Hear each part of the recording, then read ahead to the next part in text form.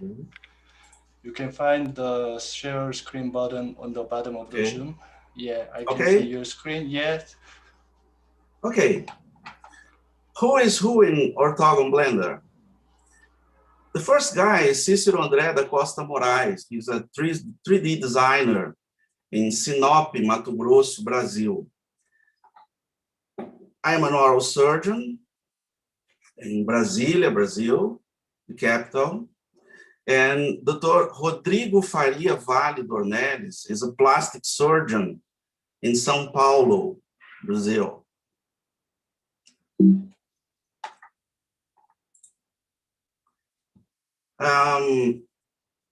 If you have any queries regarding technical issues, please contact Professor Cícero Moraes.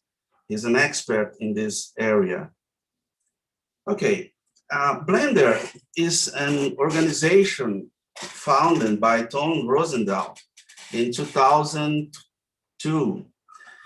It's an independent public benefit organization proposing to provide free and open source 3D creation pipeline. And so with this software, you can do a huge pipeline for modeling, rigging, animation, simulation, rendering, compositing, and motion tracking, editing videos, and also to 2D animation. The Ortogonblender works inside Blender. It's an add-on created by me and Cicero and Dornelles, Dr. Dornelles. It's written in Python language. You have a sequential commands organized for orthognathic surgery. It's a free software and a license working together with proprietary tools for photogrammetry and intraoral scanners. It import, rebuild, edit, export DICOM files, generate 3D models from photographs, doing photogrammetry, cephalometry, segment hard and soft tissues, allow soft tissue dynamic from osteotomies, and we can create surgical splints and surgical guides, as you see in cases presented here. But as I said before, it also can be used in archaeology, orthopedics, and two other add-ons were created.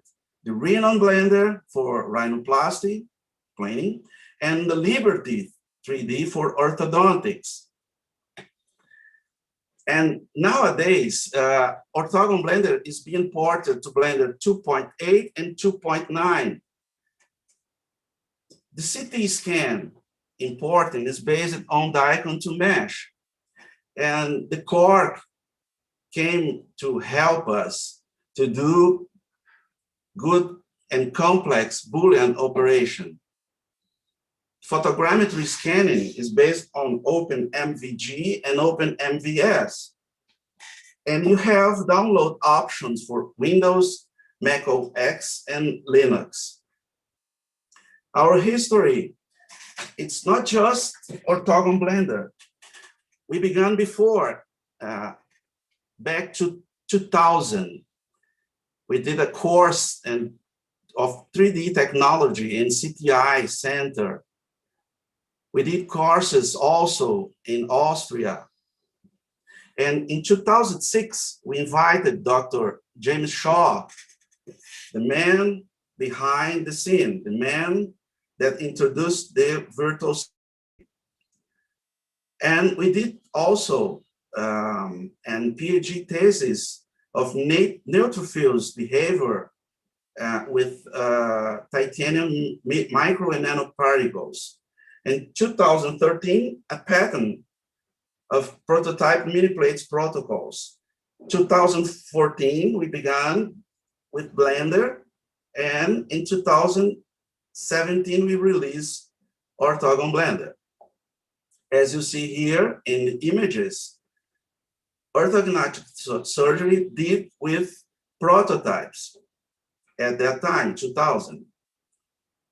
Here, the evolution, In CTI, the first 3D printing workshop held in Brazil. Prosthesis in 2000, Dr. Cesar Oleskovics. The creation of Invisalius back to 2000, and the productions of that center. The first case we did was with 3D Studio Max. A patient, a class 3 patient, and results here. Still with 3D Studio Max, virtual planing of orthognathic surgery. And we published in 2004 this paper, the rapid prototyping maxillofacial surgery and traumatology, case report, where we evinced the virtual planing for TMJ ankylosis. In 2009, Dr. Swinen and co-workers published the three-dimensional treatment planing of orthognathic surgery in the era of virtual imaging.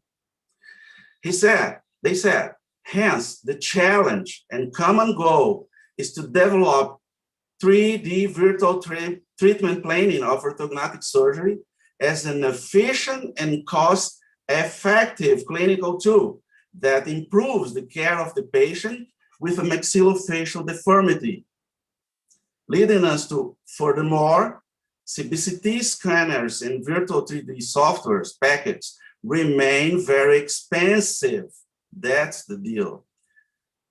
2004, the use of free and open source software provides a greater number of practitioners and patients with access to visualization and surgical planning through virtual simulation methods. And so we began doing assays, a lot of experiments to see if Blender could help us to do orthognathic surgery in a free open source software. Let me show you one of our experiments. See, hard tissues and soft tissues, but we needed to know if the soft tissues, the mesh, would be capable to support the movements of this hard tissue. And more, see. The Ortogonblender uses the method of mass spring mathematical deformity. You have others computational deformity methods. The tetrahedral mass tensor model, the tetrahedral mass spring model, the mass tensor model, and the finite element model, and finite element model with slide effects of Dr. Shaw.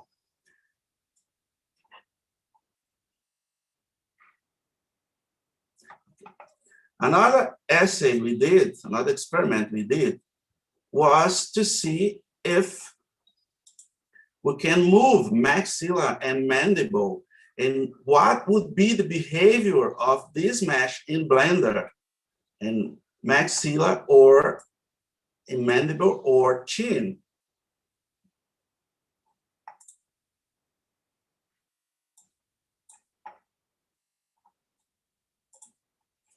Okay.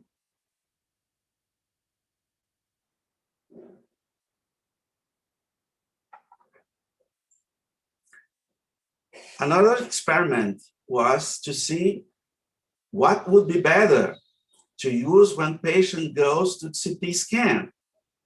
And so this optimization, we use walks in occlusion, in centric relation to avoid dental contact. You know why? Because the meshes in contact, we cannot separate teeth. But we did more. we use Godiva or silicon, addition silicon impression to obtain the negative of the teeth. And after, with a Boolean methodology, we could do the positive teeth and use it without make dental scanning. Another one for optimization. Virtual surgery without dental scanning. One, noise attenuation in tomographic images using Invisalign, Blender, or 3D slicer. More, titanium orthodontic accessories. It reduces artifacts. 3, aesthetic orthodontics and accessories. CBCT scan with silicone, as we told before, and also CBCT or CT scan with model plaster, dental model plaster. The problem of the natural head position. We tried to use a flat wall with references to import it to our software. And here you see in this photograph, using this sense scanning, but as you see after, it is not good. The quality of the image is not good. And Dr. Dornelles, on the other hand, doing studies with soft tissues, where he took 9 fresh cadavers to see the feeling of the face, if it is good or not. And he concluded that facial scanning to produce 3D is exact mathematical representation and allows assessment, analysis of deformity trauma cases. And he concluded that the method proved to be efficient to calculate the volumetric variation of the face in these cases. Another one, 2D photos. Why we cannot use 2D photos? We tried this, but we had a lot of problems. You have distortion. And so we went to retopology, to sculpting the face. Good result, but time consuming. We use this instant mesh and retop flow. Another one, phase 2, mesh simplification. It means to reduce the number of triangles that form the mesh, minimizing the errors to preserve the original appearance, time consuming too. And let's do the photogrammetry. The first essay, we used 15 photos. The result was good. Yeah, and here you see the sequence. The photos, the object imported in natural head position to Blender. You correct the native rotation and see a lateral cephalometry X-ray. You can use it because it's in natural head position to align the skull and the soft tissues. You delimitate the areas of action, and after the preparation of the mesh and the final result. As we told before, facial scanning with sense was not good, poor quality of image, but it allows 3D skull alignment in natural head position. And the photogrammetry gave us what we need. good quality of image using just an iPhone or a Samsung to do the photos. And we created a protocol for this. See the protocol. You have 2 levels, but if you want to do 3 levels, there is other protocol. Our protocol is used for 2 levels. And you do 13 photos in the first level and 13 photos in the second level. And see Cicero doing the photos, the proximity about 30 centimeters from the object. And the initial workflow that we used, it's very complex because at that time, we need to use Invesalhos 3D slicer. See, the head CT scan done, natural head position and photographs, the initial workflow, or the facial scanning, the 3D STL skull model. And here, a difference. You can do a composite skull model with dental arches scanning, or a simple skull without dental scanning. And it goes to Blender. You do the alignment of the skull with the facial scanning mesh. The skull now with the soft tissues, you fit the vertical and horizontal lines, dental, facial, midline, and discrepancies. The cutting planes, maxilla, mandible, and chin. You do the kinematic of hard and soft tissue simulation. The virtual surgery, maxilla or mandible first. And after you do the virtual splints and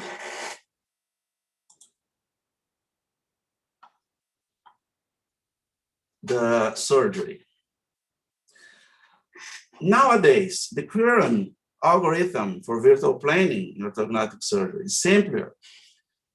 CT scan or CBCT, natural head position, a photogrammetry protocol, the 3D model, the hard tissue mesh, the soft tissue mesh, the alignment of photogrammetry, 3D mesh on the skull mesh, parenting of hard and soft tissue, the virtual surgery, kinematic of hard and soft tissues, and the result, pre and post. A case, the first case we did. A patient with 24 years old with a chief complaint of breathing problems and retruded profile. As you see, intraoral aspect with class 2 malocclusion. And our virtual planing, maxilla, advancement of 3 millimeters, the counterclockwise rotation of occlusal plane angle. Lower reposition of molar region, 2 millimeters. Mandible advancement, 10 millimeters. Chin advancement, 2 millimeters. Inferior repositioning, 3 millimeters. And as you see, the model is not so good, but at that time, we did it.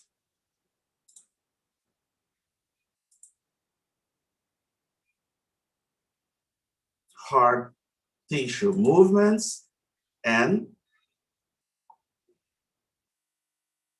soft tissues movements, kinematic of hard and soft tissues.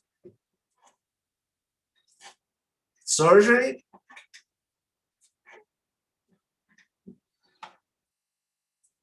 maxilla and mandible and chin surgery. We used video endoscopy to access the ramus, the lingual aspect of the ramus, and pre and post, 2 months, and you see still edema and lower lip disturbance with 2 months. But you see in the profile, in the lateral aspect, that the advancement of inferior third of the face. 7 months after, good result. Face of the patient and the occlusion, at that time still in orthodontic treatment, class 1. And comparing soft tissues pre and post 7 months, we had a good result. See, even though you have an overcorrection in our simulation, in this case, the meshes were congruent. You have just 1 millimeter of difference. Another case, also a return profile and breathing problems, class 2 malocclusion. Patients had a prior orthodontic treatment and 4 premolars were removed.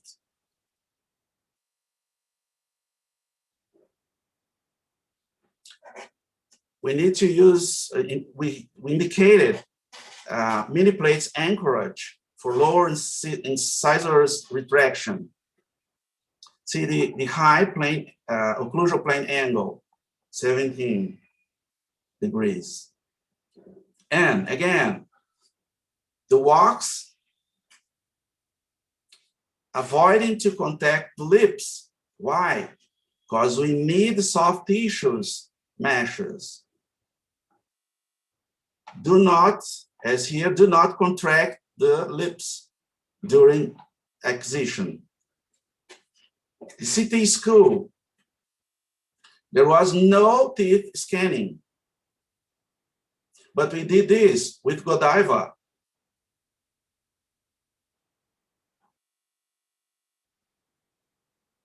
And we can see that the teeth surfaces are preserved. As you know, we can do this with a Boolean method. Soft tissues from the CT scan. The facial texture at that time with photos. And the virtual planing. 7 millimeter in maxilla of advancement. Incisor goes up 2 millimeters and molars go down 6.1 millimeters. The mandible, 10 millimeters of advancement. Chin, 8 millimeters of advancement. And the occlusion plane was set in 12 degrees. And see the simulation. The hardened soft tissue. The result. Pre and post, frontal.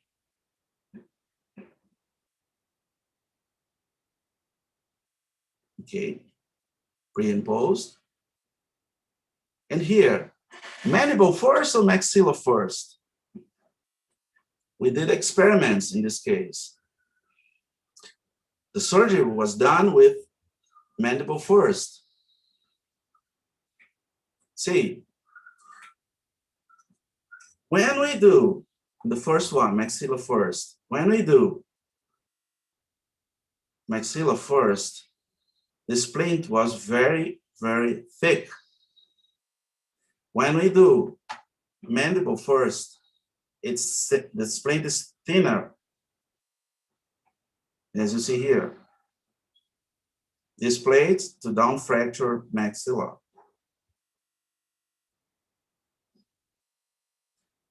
And we did this in a filament printer, but we did this also in a powder printer, 3D powder printer.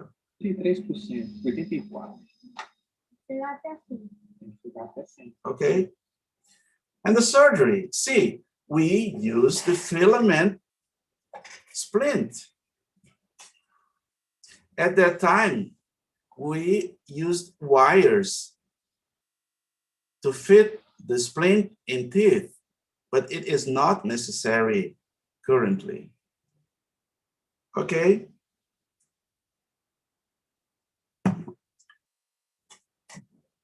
When the surgery finished, we had this lateral appearance. Pre and post surgery outcome.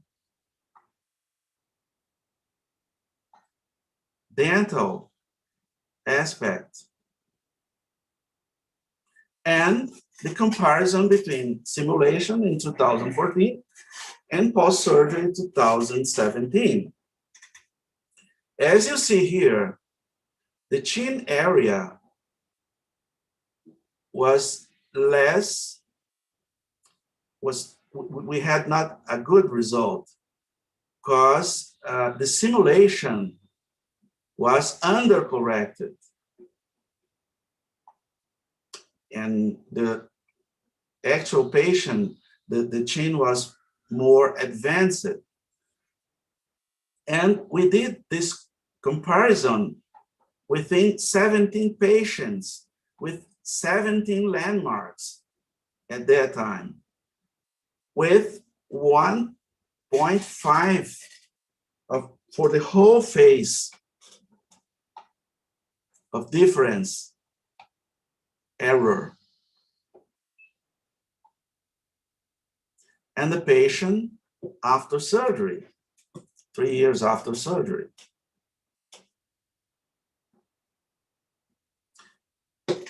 Based on that first study, we published in 2020 the validation of Ortogonblender to do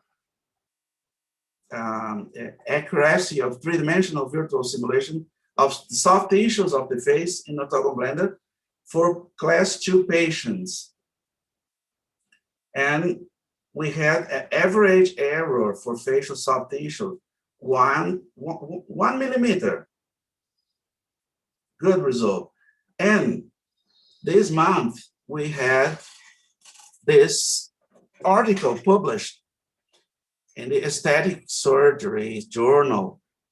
Dr. Sobral, Cícero Moraes, Dr. Donelisi, and Dr. Daniela Duarte for rhinoplasty using Ortogonblender. Another case, patient, class 2 malocclusion, chin protrusion, deep bite. See, big chin.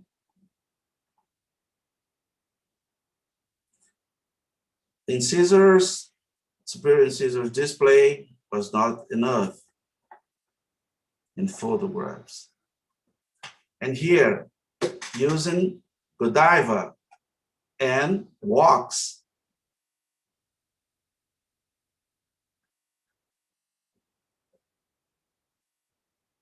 patient's photogrammetry, and 3D model with osteotomies prepared for simulation. Pre and post frontal, pre and post lateral.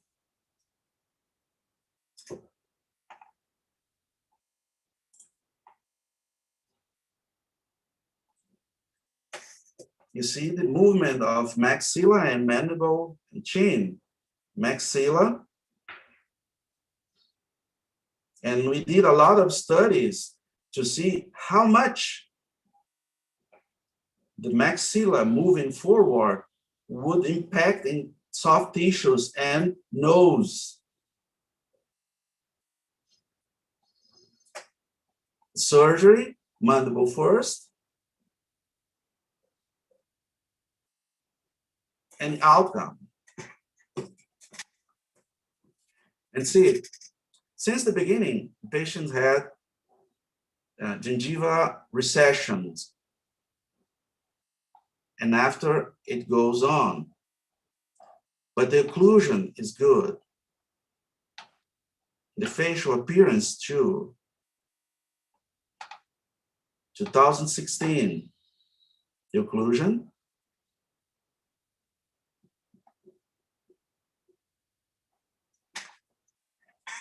Lateral cephalometry X-ray showing hard tissue and soft tissue appearance. Panoramic view and the comparison of the meshes pre and post, 8 months post operative. Okay, in 2020, we see the recession was moving, but the occlusion is still as 2016. Good result. Again, Dr. Dornelles used this case for the journal cover in 2016. The use of a three-dimensional mesh in plastic surgery. And here, stock fit prosthesis and Ortogonblender. A class 2 malocclusion with mandibular deviation and left TMJ with ankylosis, fibrous ankylosis. See the airway space, narrow airway space, the class 2 malocclusion.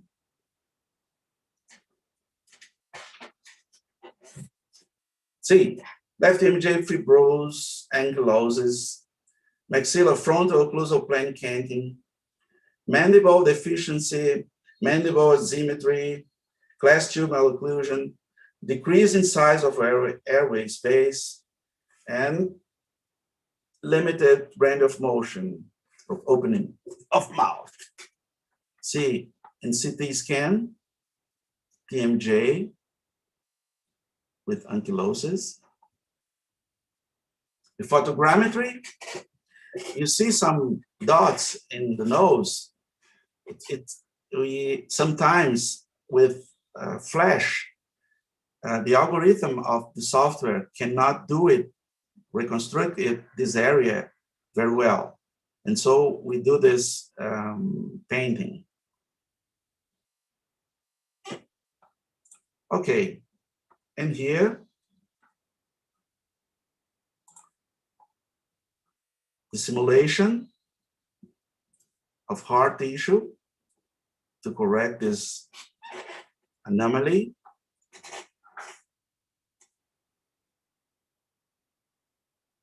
And the workflow here. And here, the virtual splint and guide design. The first one, down fracture splint, the chin virtual cutting guide, the chin virtual positional guide, the intermediate splint, and the final splint. But we did model surgery too, to compare. Using acrylic splints in the model surgery and 3D printed surgical splint and guides. Surgery, acrylic splint here and 3D printed splint here. The right mandible fixation and the left mandible fixation. The chin exposure using a cutting guide, the positional guide, you see a step here, because we need to spatial position this chin, and it's not easy to do it in a naked eye. Endoral approach and submandibular approach, coronoid process removed, left condyle also removed, and prosthesis template and the prosthesis fitted. Maxilla bone graft in the left side, obvious. The final splint and chin fixation. And the result, the mouth opening, it's better. And the patient in Facebook by herself.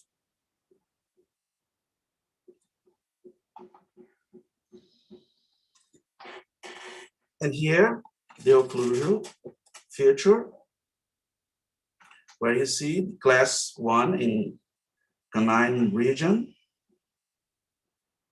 And here the patient telling us how her life changed. Oi, meu nome é Kelly. Excuse me, it's in Portuguese. Eu vou fazer a cirurgia e as expectativas são ótimas. Eu confio muito nos profissionais que estão cuidando no meu caso. See the mandible deviation. Eu só tenho que elogiar cada um deles e eu confio que vai correr tudo bem. And the transformation. Oi, meu nome é Karen, eu tenho 21 anos. Já tem um ano que eu fiz a cirurgia ortognática. Para mim, o resultado foi muito bom. Só tenho que agradecer ao Dr. Everton e toda a sua equipe. Ele melhorou muito a minha autoestima. Já estou conseguindo me alimentar e o resultado foi perfeito. Okay. And now, let's do a customized prosthesis with Ortogonblender. This case will introduce the Dr. Heckler speech.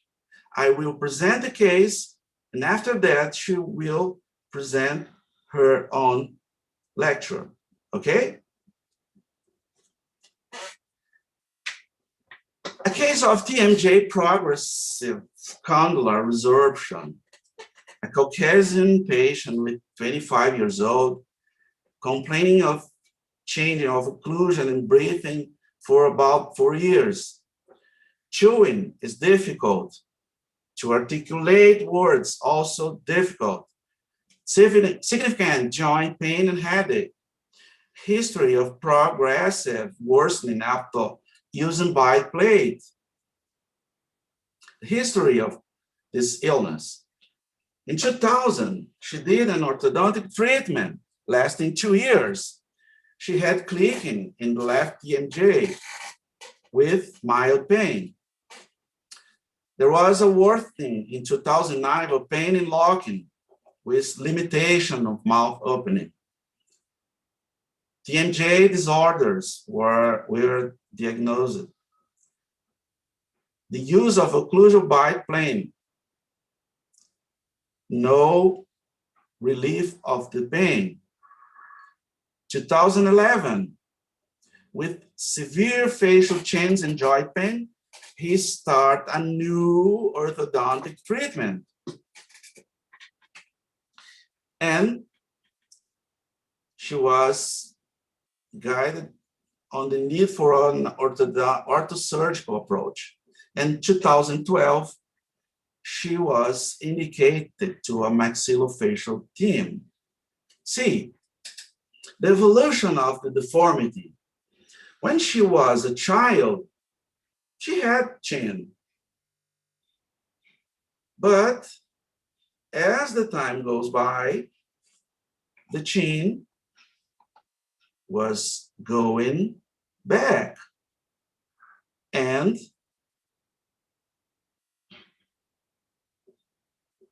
open, bite, mandibular retruder class 2 deficient cervical mandibular angle, difficulty in lip sealing, but good exposure of upper incisors, excuse me. Molars region with premature contact, leading to a clockwise rotation of the mandible and obvious anterior open bite. A shift of the midline to the left was seen. And when we compare the photos of 2000 and 2011, we can see clearly that this mandible is going backward. And why? When I see panoramic radiography, I can see that the condyle is not present in both sides. The airway space, deficient, open bite.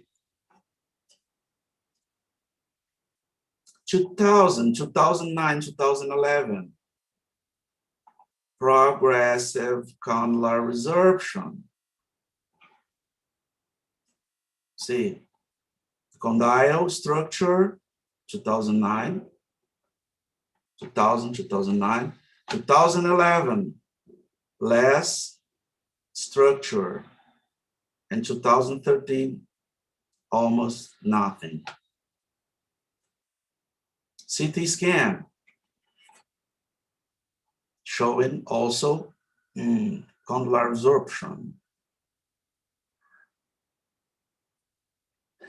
See, incisor with proclination.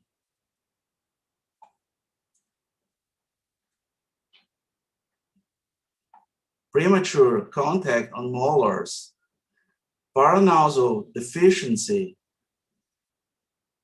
Augmented mandibular plane angle. And occlusal plane angle too. Scintigraphy shown us that the TMJ is inactive bilaterally. How? Okay. Virtual planing. As you generate an stereolithography file, you can obtain a biomodel, as you see here. At that time, we used a splint and we did the surgery in this biomodel too. And you see the prosthesis here with the fossa component. Maxilla osteotomy guide. Manufacturing of prosthesis. Dr. Heckler will show us that workflow and the current workflow to do this. And see the surgery endural approach, the prosthesis with fossa component and mandibular condylar component. And here's submandibular incision and prosthesis. Post-surgical appearance and lateral aspect. You see the chin advancement, the bilateral prosthesis fitted, and you see you have no artifacts here because titanium has this property. Again, CT scan with the plates and the prosthesis bilaterally. The occlusal plane angle, you see the clockwise, counterclockwise rotation and mandibular rotation 2, and the outcome. You see the advancement and a long time maintaining the profile. Intraoral aspect, orthodontic correction, and 4 years after follow-up, good result. But in 2016, the patient complained that she had a groove or a hole bilaterally in mandible surface. And we did a filling with tricalcium phosphate. And the result, as you see, is good. And the patient, 2018, and the occlusion stabilized. The scars, minimum. And the patient, 2019.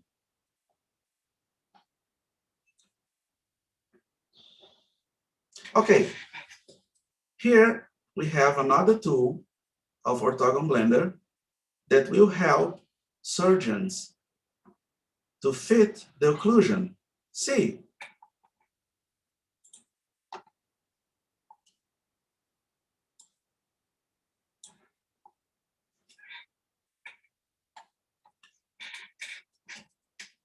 it's an automatic best fit tool. See,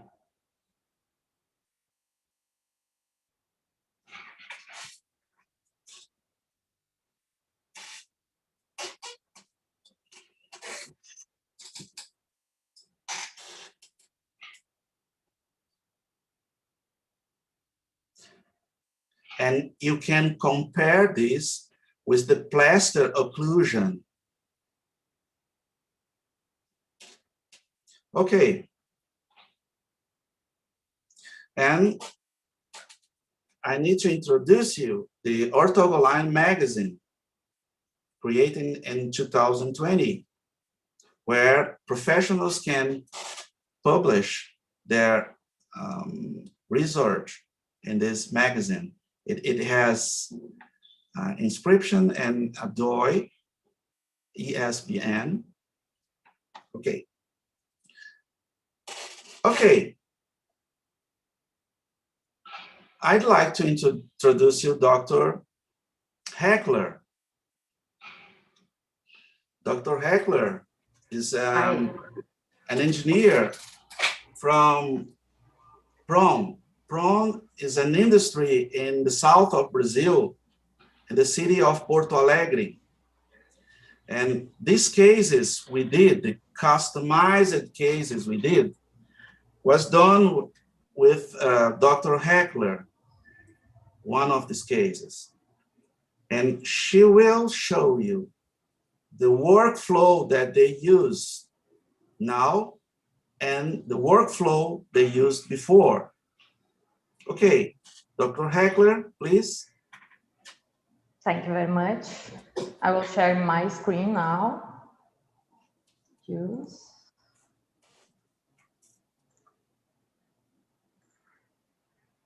So I will present the project and the fabrication of the process of the customized TMJ prosthesis.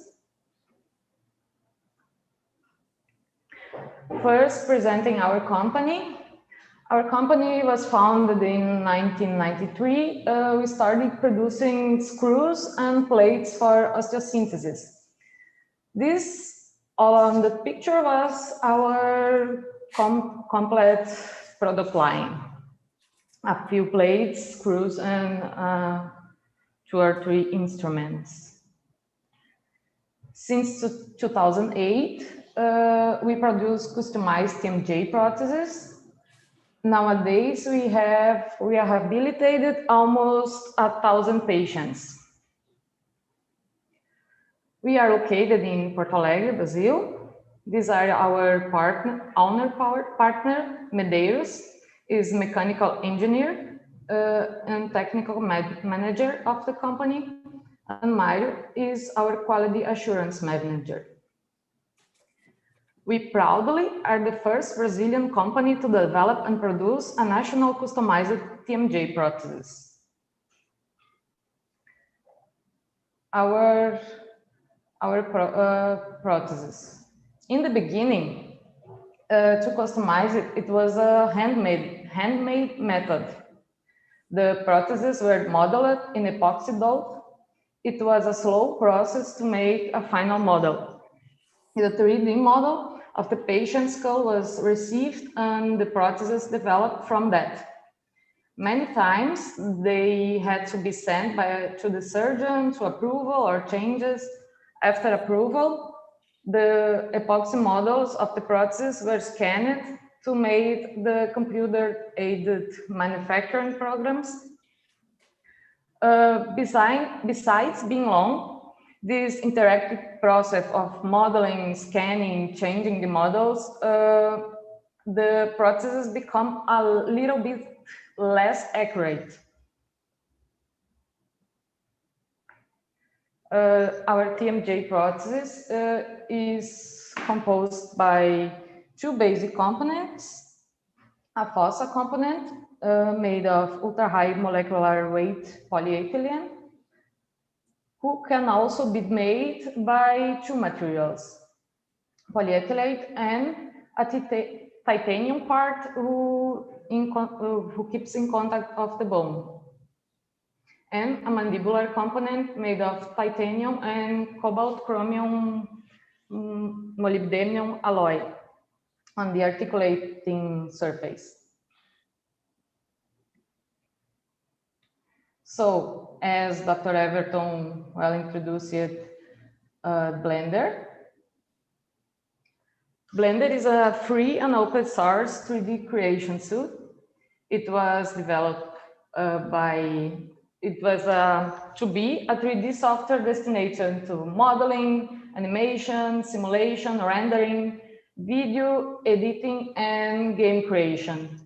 And so, why not modeling customized prostheses? That was Medeiros' thought when he had contact with the software. So, in 2016, we started using Blender to model our prostheses. At first, we thought it would be a long adaptation process estimated by 1 year. But in less than 2 months, the process was totally installed and tested. It was faster, it was more accurate than the previous one. So in 2018, Dr. Everton presented to us Ortogonblender.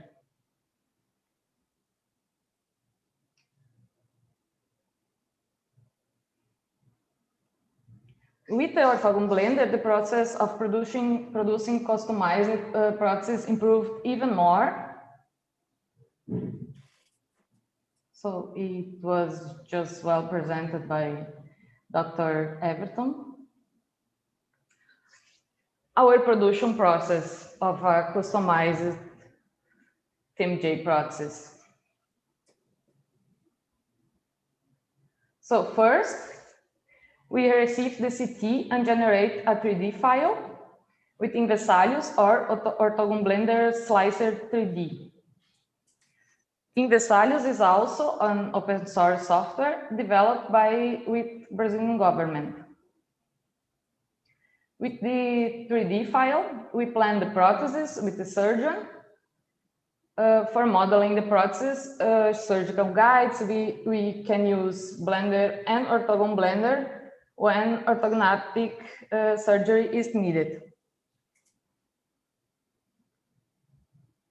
We send all the 3D files or images of the project to the surgeon to approval. And then we 3D print the model with 3D print the model, the surgical guides, and the splints.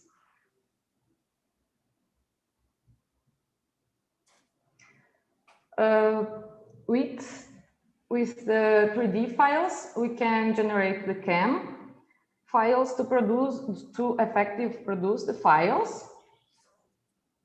So that are pictures of the process of milling. And depending on the size of the prosthesis, it may also have to be shaped, bending for the final shape.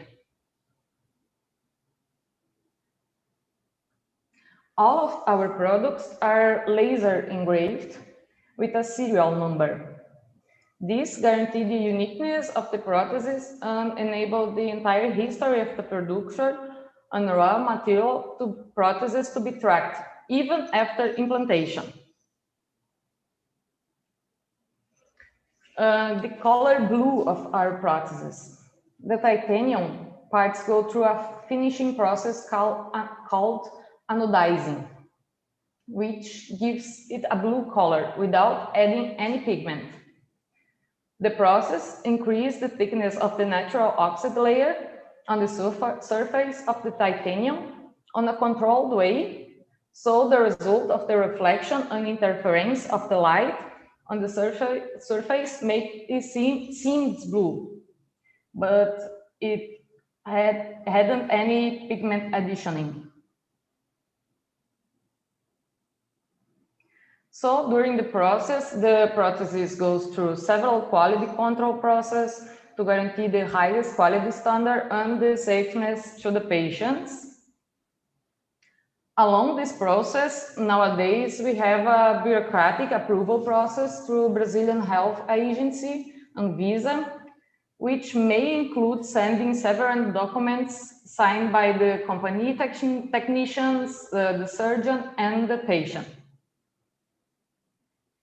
With a blender, currently all that process occurs in around 3 weeks since we receive the CT until the prosthesis is ready. The case study formerly presented by Dr. Everton.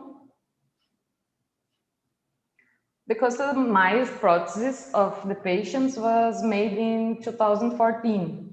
Still by the old handmade process, and with parts of the process outsources. Nowadays, thanks to available technology, being Ortogonblender one of those, all the process can be made by us, giving more agility and speed in process planning and development.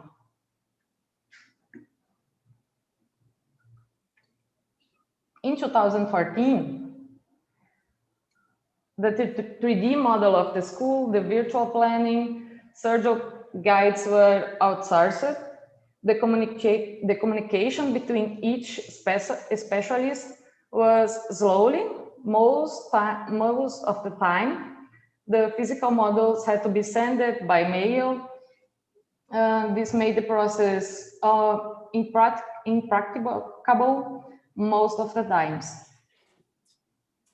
Process modeling in epoxy dough that will then scan to generate the CAM programs.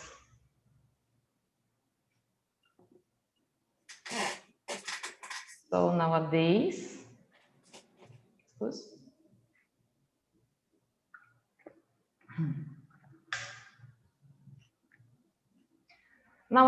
the 3D model of the school, virtual planning, surgical guides, process are all integrated. Can either be outsourced or be made by us. The integrated process allows to be fast and dynamic. Any design modifications can be performed quickly. The communication between each specialist is fast. We have our own virtual planning with Ortogonblender. in a process which is 100% digital modeling process with Blender. And Blender files can easily be exported to CAM programs.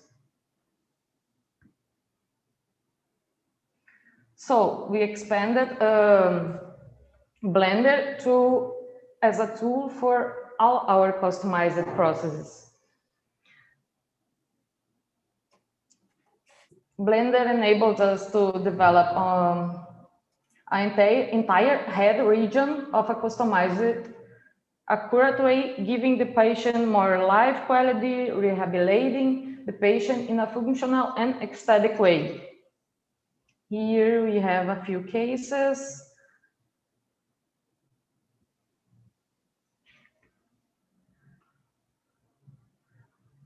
So, who said that we need to limit ourselves to head region for our custom-made processes? It could be for all the body.